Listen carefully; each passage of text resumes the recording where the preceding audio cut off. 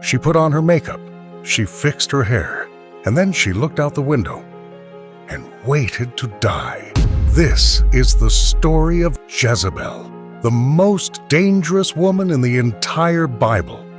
To understand Jezebel's fall, you have to understand her rise. She was not an Israelite. She was a Phoenician princess, the daughter of Ethbaal, king of Sidon. Sidon was a wealthy, powerful city known for one thing above all else: the worship of Baal. Baal was the Canaanite god of storms and fertility. His worship required things that made God's law shudder: rituals, sacrifices, and the darkest forms of idolatry. And then the king of Israel decided to make her his wife. His name was Ahab, and in marrying Jezebel, he didn't just bring home a bride. He opened the door of an entire nation to the enemy. Jezebel wasted no time. The moment she had influence over the palace, she began importing 450 prophets of Baal and 400 prophets of Asherah, feeding them from the royal table. At her command, altars to Baal were erected across Israel. And then she did something that crossed a line God would never ignore. She began hunting down and killing the prophets of the Lord. Not one, not a few. She launched a systematic campaign to erase every servant of God from the land. Only a man named Obadiah, who worked within the palace itself, secretly hid 100 prophets in caves, feeding them bread and water in secret, keeping the flame of God alive. Israel was changing, and Ahab, the king who should have stopped it, stood by and let it happen. But God had not forgotten his people, and he was about to send someone Jezebel was completely unprepared for. His name was Elijah, and he walked into Ahab's court with a single sentence that shook the throne. As the Lord, the God of Israel, lives, before whom I stand, there shall be no dew or rain these years, except by my word.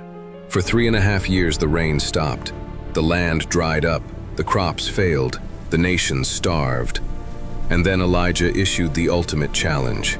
He called all 450 prophets of Baal to Mount Carmel, before all of Israel, and he said, "Let's settle this. You call on Baal, I'll call on God. Whichever one answers by fire, he is the real God." The prophets of Baal cried out all morning. They cut themselves, they danced, they screamed. Nothing happened. And then Elijah stepped forward. He repaired the altar of God, dug a trench around it, and soaked the sacrifice, the wood, the stones, everything, with water. Not once, not twice, 3 times. And then he prayed. Fire fell from heaven. It consumed the sacrifice, the wood, the stones, and even the water in the trench. Every prophet of Baal was seized that day, and every one of them was executed. When Jezebel heard the news, she was furious. If this story is hitting different for you, make sure you subscribe. We bring biblical stories like this to life every week, and you don't want to miss what's coming next. Elijah had fled into the wilderness. Jezebel was still in power, and she was about to commit an act that God would never forget. Near the palace was a vineyard owned by a man named Naboth. Ahab wanted it for a vegetable garden and offered to buy it. Naboth refused. It was his family's inheritance, and the law of God said he could not sell it. Ahab went home sulking. Is this how you act as king of Israel? Get up and eat.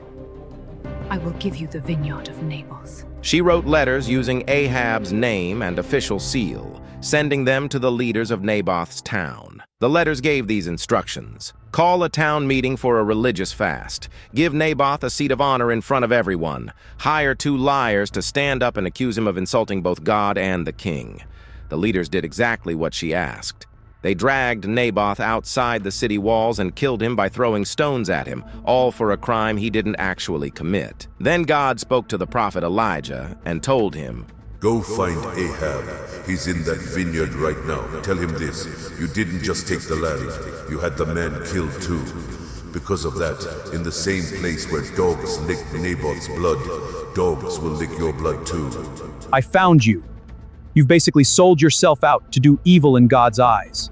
Because of that, God says, I'm going to destroy you and your entire family line. God's word to Ahab through Elijah was final. In the place where dogs licked up Naboth's blood, dogs will lick up your blood. And as for Jezebel, dogs will devour Jezebel by the wall of Jezreel. Years later, God anointed a military commander named Jehu to carry out his judgment on the house of Ahab. Jehu rode to Jezreel like a man on a mission. King after king fell before him, and then he rode into the city where Jezebel waited. Here is where the story gets extraordinary. Jezebel knew Jehu was coming for her, and she knew she wasn't going to survive. But instead of running away or hiding in a closet, she decided to go out in style. She put on her best makeup, fixed her hair, dressed in her most expensive clothes, and headed straight to the window to face him. Some people think she was trying to flirt her way out of trouble.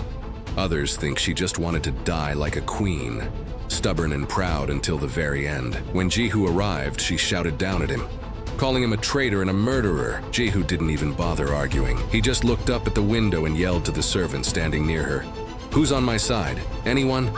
2 or 3 of her own staff looked down at him. "Throw her out," Jehu ordered, and they did. She fell from the window and the impact was brutal. Her blood splattered against the wall and the horses actually trampled over her. Later, when people went to pick up her body to bury it, there was almost nothing left. Just her skull, her hands, and her feet. It turned out that stray dogs had eaten the rest of her. It was exactly what the prophet Elijah had said would happen years before. Every single part of Yah's word came true. Tell us what you think. Is this what you think of when someone says she has a Jezebel spirit? Or is this the first time you heard this story? The Bible is full of wonderful stories, reads like a soap opera sometimes. That's the beauty of it. It pertains to real life. Please like, comment, and subscribe if you like these stories. We've got some doozies coming up this spring. Thanks for watching.